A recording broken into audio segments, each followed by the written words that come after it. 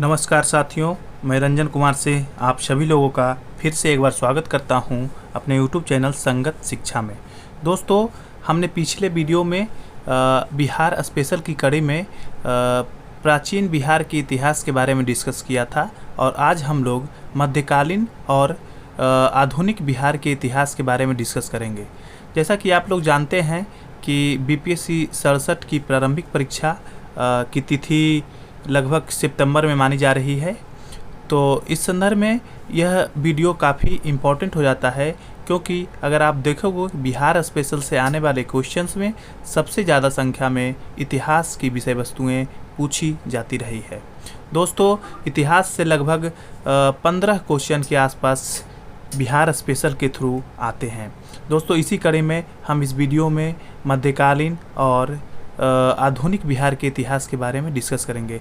तो दोस्तों, हमने जो पिछले वीडियो में आप लोगों को छोड़ा था उसके आगे हम लोग डिस्कस करना प्रारंभ करते हैं।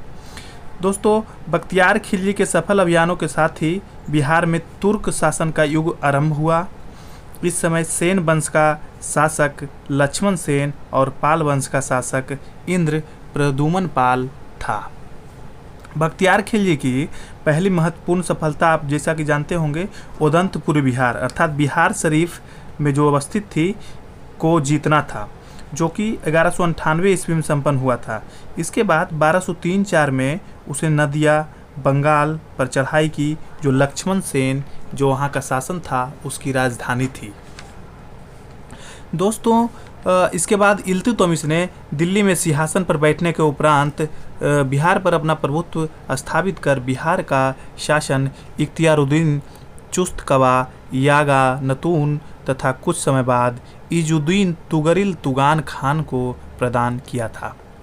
तुगलक काल में बिहार की राजधानी बिहार शरीफ थी। इस काल में बिहार का सबसे प्रसिद्ध प्रशासक मलिक इब्राहिम था, जो सामान्यतः मलिक बयां कहलाता था। बिहार शरीफ में पहाड़ी पर स्थित मलिक बयां का मकबरा तुगलक कालीन स्थापत्य का एक सुंदर नमूना माना जाता है और इसका आकर्षण जो है उसका गुंबद है। तुगलक सुल्तान नसीरुद्दीन महमूद ने 1194 ईस्वी में बिहार का शासन ख्वाजा जहां को सौंप दिया था। इसे सुल्तान उस शर्क की उपाधि प्रदान की गई थी।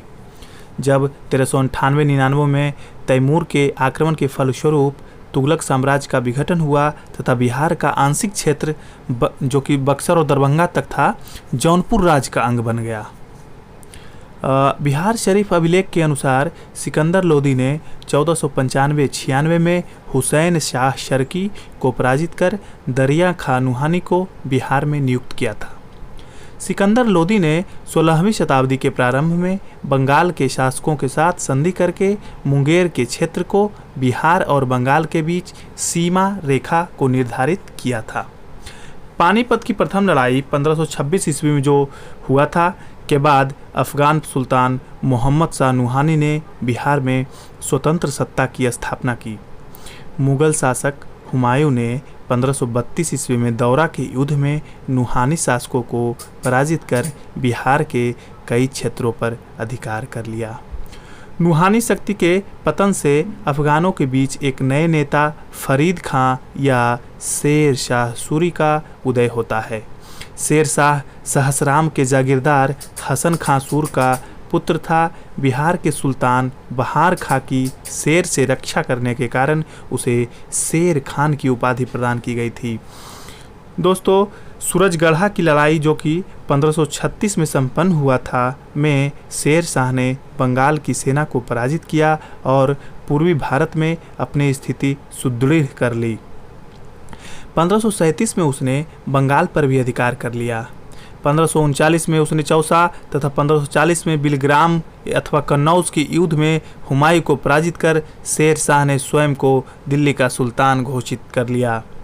अब्दुल्ला द्वारा रचित तारीख़ दाऊदी के अनुसार शेर शाह ने अपने शासनकाल में पटना में एक दुर्ग का निर्माण करवाया था तथा इस दुर्ग नगर को पुनः बिहार की राजधानी बनाया गया। तब से पटना नगर लगातार विकास करता रहा है। सहसराम स्थित स्थापत्य कला के सुंदरतम नमूने शेर शाह का मकबरा का निर्माण स्वयं शेर शाह सूरी ने अपने जीवन काल में ही करवा लिया था। 1574 ईस्वी में अफगान सरदार दाऊद खां करारानी को पराजित करके मुगल सम्राट अकबर ने पटना का नगर जीता। 1580 ईस्वी के लगभग बिहार को मुगल साम्राज्य के सूबा अथवा प्रांत का दर्जा भी दिया गया था। यह स्थिति औरंगजेब के शासन तक भी बनी रही। 1621 ईस्वी में जहांगीर ने राजकुमार परवेज को बिहार का सूबेदार या प्रांतपति भी नियुक्त किया था। इसके बाद यह पद केवल राजकुमारों को ही प्रदान किया जाने लगा। 1702 ईस्वी में औरंगजेब ने अपने प्रिय पौत्र राजकुमार अजीम को बिहार का सूबेदार नियुक्त किया।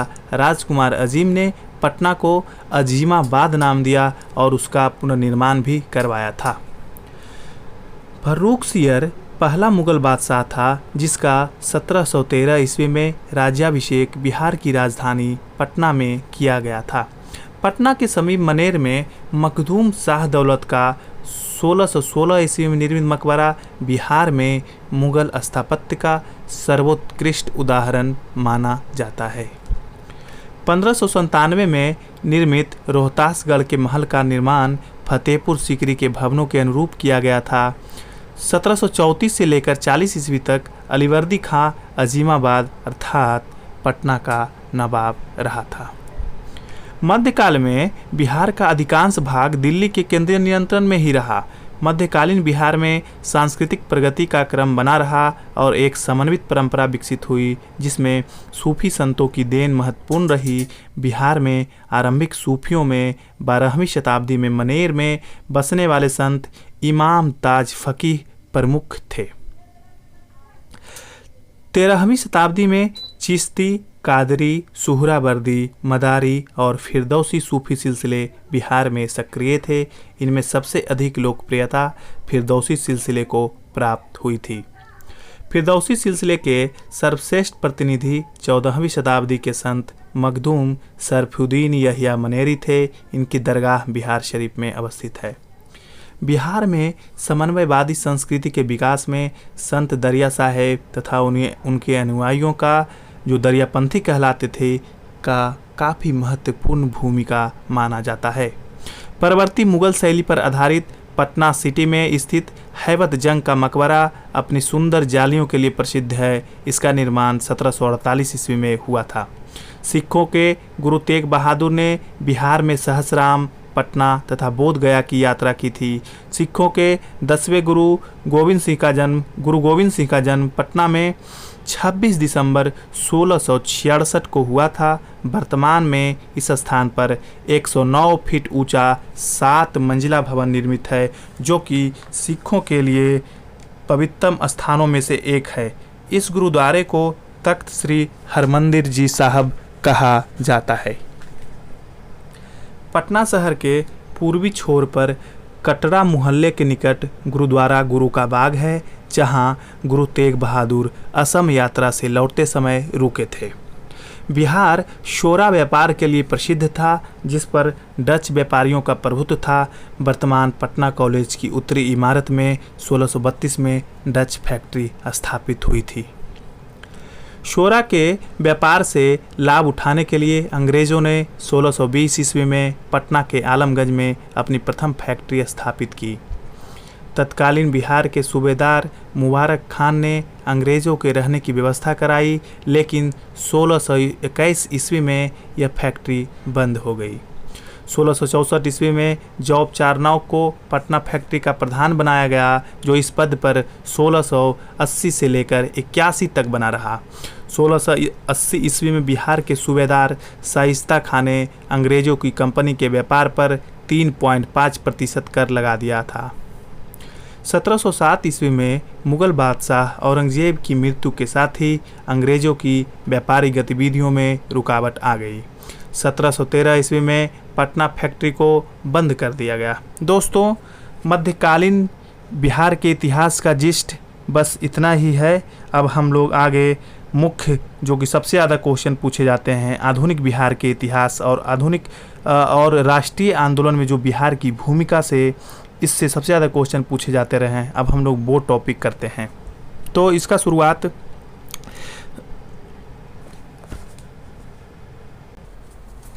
1717 ईस्वी में फर्रुखसियर ने अंग्रेज़ों को बिहार एवं बंगाल में व्यापार करने की पुनः स्वतंत्रता प्रदान की। 23 जून 1757 ईस्वी को प्लासी के युद्ध के बाद लॉर्ड क्लाइव ने मीर जाफर को बंगाल का नवाब नियुक्त किया और उसके पुत्र मीरन को बिहार का उप नवाब नियुक्त किया, लेकिन बिहार में वास्तविक सत्ता बिहार के नायब नाजिम राजा राम नारायण के हाथों में ही थी। 1760 ईस्वी में अली गौहर ने पटना पर घेरा डाला था, जिसे कैप्टन नॉक्स के नेतृत्व में अंग्रेजी सेना ने मार भगाया। मुगल सम्राट आलमगीर द्वितीय की मृत्यु के बाद अली गौहर का पटना में अंग्रेज़ों की फैक्ट्री में ही राज्याभिषेक किया गया था। अंग्रेज़ों के हस्तक्षेप से मुक्त रहने के उद्देश्य से बंगाल के नवाब मीर कासिम ने अपनी राजधानी मुर्शिदाबाद से हटाकर मुंगेर में स्थापित की थी। 1764 ईस्वी में बक्सर का युद्ध हुआ। इस युद्ध में बंगाल के नवाब मीर कासिम, अवध के नवाब शुजा-उद-दौला तथा मुगल सम्राट शाह आलम द्वितीय की संयुक्त सेना को सर हेक्टर मुनरो के नेतृत्व में अंग्रेज़ों की सेना ने पराजित किया। 1765 ईस्वी में शाह आलम द्वितीय ने बिहार, बंगाल और उड़ीसा के क्षेत्रों में दीवानी अर्थात लगान वसूली का अधिकार ईस्ट इंडिया कंपनी को दे दिया, जो कि इलाहाबाद की संधि 1765 के माध्यम से दी गई थी। 1766 ईस्वी में पटना स्थित अंग्रेज़ों की फैक्ट्री अर्थात व्यापारिक केंद्र के मुख्य अधिकारी मिडलटन को राजा धीरज नारायण और राजा सिताब राय के साथ एक प्रशासन मंडली का सदस्य नियुक्त किया गया था। 1770 ईस्वी में बिहार में भीषण अकाल पड़ा। पटना, भागलपुर और दरभंगा जिलों में अकाल का प्रकोप सबसे अत्यधिक रहा। 1770 ईस्वी में बिहार के लिए पटना में एक लगान परिषद का गठन किया गया। इसका अध्यक्ष जेम्स अलेक्जेंडर और इसके सदस्य थे रॉबर्ट पाल्क और जॉर्ज बैंसी टार्ट। लगान वसूली का कार्य अब लगान परिषद द्वारा देखा जाने लगा, जबकि सिताब राय के अधीन निजामत अर्थात सामान्य प्रशासन के कार्य ही रह गए थे। 1774 ईस्वी के रेगुलेटिंग एक्ट पारित होने के बाद निरीक्षक और बिहार परिषद दोनों को समाप्त कर बिहार के लिए एक प्रांतीय सभा का गठन किया गया। 1790 ईस्वी तक अंग्रेज़ों ने बिहार में फौजदारी प्रशासन को भी अपने नियंत्रण में ले लिया। पटना के प्रथम अंग्रेज मजिस्ट्रेट के पद पर चार्ल्स फ्रांसिस ग्रांड की नियुक्ति हुई थी। इसके आगे आप देखिएगा कि बिहार में वहाबी आंदोलन का दौर आया। भारत में वहाबी आंदोलन के प्रवर्तक राय बरेली उत्तर प्रदेश के सैयद अहमद बरेलवी थे, जो 1821 में पटना आए थे। पटना में सादिकपुर एवं ननमोहिया मोहल्ले के फतह अली एवं इलाही बख्श के परिवार ने उनके विचारों को स्वीकार किया। पटना में ही प्रथम बार इसका एक सांगठनिक आधार भी तैयार करने का प्रयास किया गया था। मोहम्मद हुसैन को खलीफा नियुक्त किया गया। इस प्रकार वहाबी आंदोलन के लिए पटना सदैव एक महत्वपूर्ण केंद्र रहा। बिहार में वहाबी आंदोलन का दमन 1863 के अम्बेला अभियान के बाद हुआ। 1865 में पटना में वहाबियों पर राजद्रोह के मुकदमे चलाए गए। बिहार से अहमदुल्ला, अब्दुल रहीम आदि को आजीवन कारावास की सज़ा देकर काला पानी के लिए अंडमान द्वीप पर भेज दिया गया। वहाबी आंदोलन का बिहार में प्रमुख नेता मौलवी विलायत अली थे। इस आंदोलन के अंतर्गत सैयद अहमद बरेलवी द्वारा पटना में निम्नलिखित 4 खलीफा नियुक्त किए गए थे: विलायत अली, इनायत अली, शाह मोहम्मद हुसैन और फरहात हुसैन। संथाल विद्रोह के 2 प्रमुख नेता चांद और भैरव भागलपुर के समीप युद्ध में शहीद हो गए थे।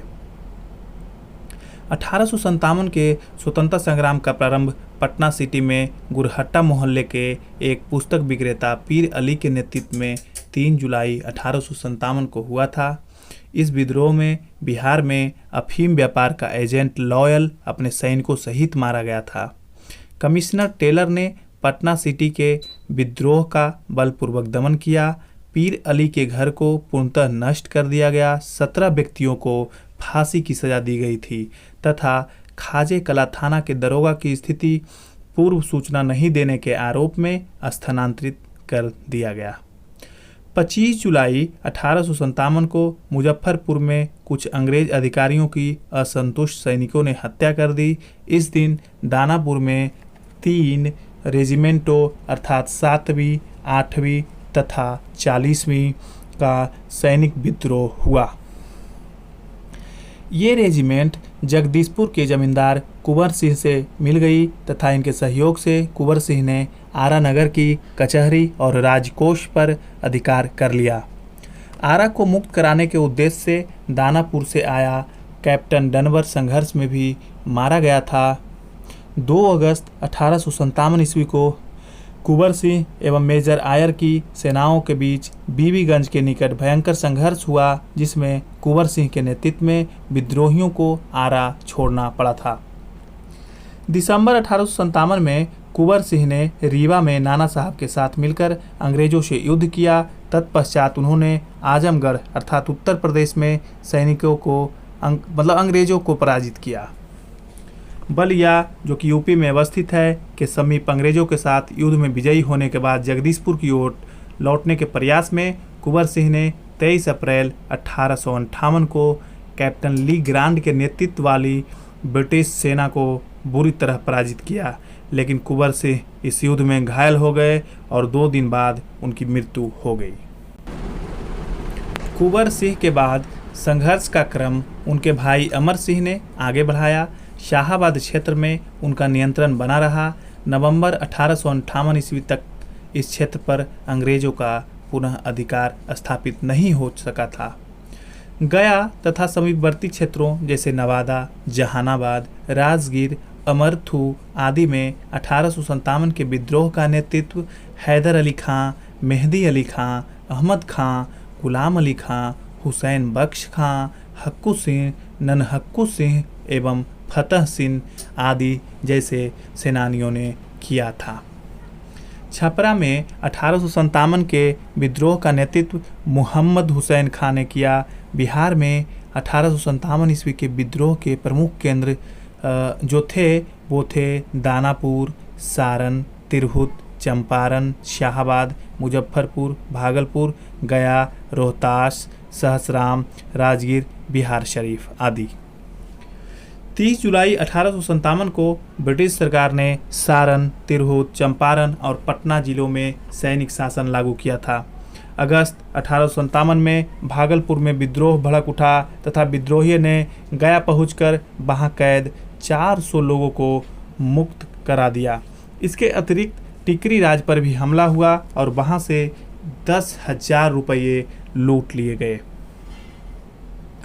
1906-07 में बाबाजी ठाकुर दास ने पटना में रामकृष्ण सोसाइटी की स्थापना की तथा क्रांतिकारी विचारों के प्रचार के लिए द मदरलैंड पत्र का प्रकाशन प्रारंभ किया।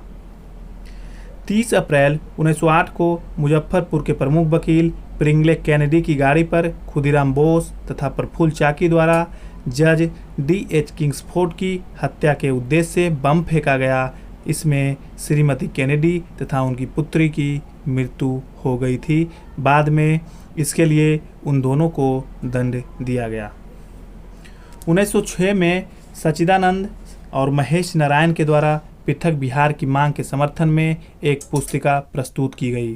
राजेंद्र प्रसाद के द्वारा 1906 ईस्वी में पटना में बिहारी छात्र सम्मेलन का आयोजन हुआ तथा बिहार स्टूडेंट कॉन्फ्रेंस गठित की गई। बिहार प्रादेशिक सम्मेलन का प्रथम अधिवेशन पटना में 1908 में संपन्न हुआ। इस अधिवेशन में मोहम्मद फखरुद्दीन ने बिहार को बंगाल से पृथक कर एक नए प्रांत के रूप में संगठित करने का प्रस्ताव रखा, जिसे सर्वसम्मति से मान भी लिया गया। 1908 में नवाब सरफराज हुसैन खां की अध्यक्षता में बिहार में कांग्रेसियों की एक सभा का आयोजन हुआ। इसमें बिहार प्रदेश कांग्रेस कमेटी का गठन हुआ तथा इसका प्रथम अध्यक्ष हसन इमाम को बनाया गया तथा इसके कोषाध्यक्ष सच्चिदानंद सिन्हा जी को बनाया गया था। 12 दिसंबर 1911 को दिल्ली में आयोजित शाही दरबार में बिहार और उड़ीसा के क्षेत्रों को बंगाल से पृथक कर एक नए प्रांत में संगठित करने की घोषणा साम्राज्ञी द्वारा की गई। नया प्रांत 1 अप्रैल 1912 को विधिवत स्थापित हो गया। कालांतर में उड़ीसा के क्षेत्र को पृथक कर दिया गया तथा शेष क्षेत्र को मिलाकर 1936 में नए प्रांत बिहार का गठन किया गया। 1912 ईस्वी में पटना में कांग्रेस का 27वां सम्मेलन आयोजित हुआ था। इसके अध्यक्ष RN मधोलकर थे, जबकि महामंत्री सच्चिदानंद सिन्हा और स्वागत समिति के अध्यक्ष के रूप में मजहरुल हक की नियुक्ति की गई थी। 1916 में पटना उच्च न्यायालय का गठन किया गया। 1917 में पटना विश्वविद्यालय की स्थापना भी की गई थी। 1918 में अंग्रेज सरकार ने मुजफ्फरपुर के रत्नाकर प्रेस से मुद्रित पुस्तक माँ की पुकार तथा 12 जुलाई 1919 को प्रकाशित कविता खूनी कत्ल जब्त कर ली थी।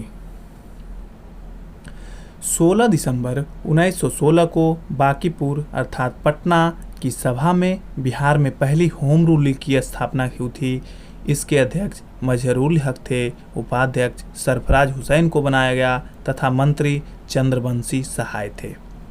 श्रीमती एनी बेसेंट ने होम रूल लीग के कार्यकलापों के सिलसिले में 2 बार पटना का दौरा किया था, एक बार 18 अप्रैल 1918 को तथा दूसरी बार 25 जुलाई 1918 को। नील की असामी बार खेती के 3 तरीके थे, कुरतौली, खुश्की और 3 कठिया। कुरतौली, खुश्की और 3 कठिया। कुरतौली में आसामी का खेत व घर पर दीर्घकाल के लिए बंधक रखा जाता था। खुश्की में कोटी की रैयत न होने वालों के साथ पट्टा किया जाता था। 3 कठिया में आसामी अपने खेत में प्रति बीघा 3 कट्ठे के हिसाब से नील की खेती करता था। दिसंबर 1916 ईस्वी में लखनऊ कांग्रेस अधिवेशन में बिहार के राजकुमार शुक्ल ने महात्मा गांधी को चंपारण आने का निमंत्रण दिया। गांधी जी चंपारण आए और 1917 में उन्होंने सत्याग्रह का प्रथम प्रयोग किया। चंपारण सत्याग्रह 3 कठिया नील व्यवस्था के विरुद्ध था। 1916 ईस्वी के कांग्रेस के लखनऊ अधिवेशन में ब्रजकिशोर प्रसाद ने एक प्रस्ताव प्रस्तुत किया, जिसमें इन समस्याओं के निदान के लिए एक समिति के गठन की बात कही गई थी। अप्रैल 1917 में महात्मा गांधी पटना और मुजफ्फरपुर होते हुए चंपारण पहुँचे। बिहार के उपराज्यपाल एडवर्ड गेट ने गांधी जी को वार्ता के लिए बुलाया और किसानों की समस्या की जांच के लिए एक समिति के गठन का प्रस्ताव रखा, जो चंपारण एग्रेरियन समिति कहलाई। महात्मा गांधी भी इस समिति के सदस्य थे। इस समिति के अध्यक्ष FG सलाई बनाए गए थे। चंपारण आंदोलन में महात्मा गांधी के अन्य सहयोगी कौन कौन थे, तो उनमें राजेंद्र प्रसाद, ब्रजकिशोर प्रसाद, धरणीधर, अनुग्रह नारायण सिंह आदि जैसे नेता थे। जून 1919 में मधुबनी जिले के किसानों को स्वामी विद्यानंद अर्थात विभू शरण ने दरभंगा राज के विरुद्ध संगठित किया। लगान गुमास्तों के अत्याचार का विरोध तथा जंगल से फल एवं लकड़ी प्राप्त करने के अधिकार की प्रस्तुति इस आंदोलन की विशेषता थी। प्रथम विश्व युद्ध आरंभ होने पर कुछ भारतीय मुसलमानों ने तुर्की की ओर से अंग्रेजों के विरुद्ध युद्ध में भाग लेने की योजना भी बनाई थी। इस योजना में बिहार के कुछ मुस्लिम भी शामिल थे, जिसमें बहावी नेता मौलवी अब्दुल रहीम प्रमुख थे। प्रथम विश्व युद्ध की समाप्ति पर 16 फरवरी 1919 को पटना में हसन इमाम की अध्यक्षता में एक सभा हुई थी, जिसमें खलीफा के प्रति मित्र देशों द्वारा उचित व्यवहार के लिए लोकमत बनाने की बात कही गई थी। अप्रैल 1919 में खिलाफत आंदोलन के प्रमुख नेता मौलाना शौकत अली पटना आए। 15-16 मई 1919 को फुलवारी शरीफ पटना में मुस्लिम उलेमाओं का सम्मेलन हुआ, जिसमें सरकार से असहयोग का प्रस्ताव पारित किया गया। राजेंद्र प्रसाद एवं मोहम्मद फजलुल रहमान द्वारा 5 फरवरी 1921 को पटना में स्थापित बिहार राष्ट्रीय महाविद्यालय बाद में स्थापित बिहार विद्यापीठ से संबद्ध हो गया। ब्रजकिशोर प्रसाद मौलाना मजहरूल हक, डॉक्टर राजेंद्र प्रसाद और महात्मा गांधी के संयुक्त प्रयास से स्थापित बिहार विद्यापीठ और इससे संबद्ध राष्ट्रीय महाविद्यालय का उद्घाटन महात्मा गांधी जी ने 6 फरवरी 1921 को किया। राष्ट्रीय महाविद्यालय के प्राचार्य डॉक्टर राजेंद्र प्रसाद जी को बनाया गया, जबकि विद्यापीठ के कुलाधिपति मजहरूल हक और कुलपति ब्रजकिशोर प्रसाद को बनाया गया था। असहयोग आंदोलन के क्रम में मजहरूल हक, राजेंद्र प्रसाद, ब्रजकिशोर प्रसाद, मोहम्मद शफी आदि नेताओं ने विधायिका के चुनाव से अपनी उम्मीदवारी वापस ली थी। मजहरूल हक ने दीघा, जो कि पटना में है, के पास अपने मित्र खैरू मियाँ की जमीन पर सदाकत आश्रम का निर्माण किया। यह स्थान बिहार में राष्ट्रीय आंदोलन का मुख्यालय बना तथा कालांतर में बिहार प्रदेश कांग्रेस कमेटी का कार्यालय भी बना। मौलाना मजहरूल हक द्वारा स्थापित सदाकत आश्रम की जमीन पर ही अतिरिक्त बने नए भवन में बिहार विद्यापीठ खुला है। 30 सितंबर 1921 को मजहरूल हक ने सदाकत आश्रम से द मदरलैंड नामक एक अखबार प्रकाशित करना प्रारंभ किया, जिसका उद्देश्य राष्ट्रीय भावना का प्रसार, असहयोग कार्यक्रम का प्रचार और हिंदू मुस्लिम एकता का उपदेश देना था। 1919 के एक्ट के प्रावधानों के अनुरूप सत्येंद्र प्रसाद सिन्हा बिहार के गवर्नर बने। इस पद पर वह पहले भारतीय थे। 1922 ईस्वी में देशबंधु चित्तरंजन दास की अध्यक्षता में कांग्रेस का अधिवेशन बिहार के गया में हुआ। फरवरी 1923 में बिहार में स्वराज दल का गठन हुआ। 27 नवंबर 1921 को बिहार प्रांतीय कांग्रेस कमेटी द्वारा बिहार कौमी सेवक दल का गठन किया गया था। मुंगेर में 1922-23 में किसान सभा का गठन शाह मोहम्मद जुबैर और श्री कृष्ण सिंह द्वारा किया गया था। स्वामी सहजानंद सरस्वती ने भूमिहार ब्राह्मणों को संगठित करने हेतु पटना के समीप बिहटा में आश्रम की स्थापना की थी। 1929 में स्वामी सहजानंद सरस्वती ने बिहार प्रांतीय किसान सभा की स्थापना की थी। इसे बिहार के गांवों में फैलाने में उन्हें कारजानंद शर्मा, राहुल सांकृत्यायन, पंचानंद शर्मा, यदुनंदन शर्मा आदि वामपंथी नेताओं का सहयोग मिला था। 1936 ईस्वी में अखिल भारतीय किसान सभा का गठन हुआ। इसके अध्यक्ष स्वामी सहजानंद सरस्वती और महासचिव प्रोफेसर NG रंगा बनाए गए थे। 1931 ईस्वी में गया में यदुनंदन शर्मा के नेतृत्व में किसान आंदोलन हुआ था। 1933 ईस्वी में स्वामी सहजानंद द्वारा बिहार प्रांतीय किसान सभा के आंदोलन को पुनः सक्रिय किया गया। अपने तीसरे हाजीपुर सम्मेलन में इस सभा ने एक जुझारू कार्यक्रम स्वीकार किया था। 1935 ईस्वी में बिहार प्रांतीय किसान सभा ने जमींदारी उन्मूलन का प्रस्ताव पारित किया था। नवंबर 1936 में कारजानंद शर्मा के नेतृत्व में मुंगेर जिले के बड़हिया ताल में बिहार प्रांतीय किसान सभा ने जमींदारी उत्पीड़न के विरुद्ध संघर्ष भी किया था। दरभंगा के क्षेत्रों में बसारन के किसानों का नेतृत्व यमुना कारी ने किया था, जबकि अन्नबारी क्षेत्र में किसानों के नेता राहुल सांकृत्यायन थे।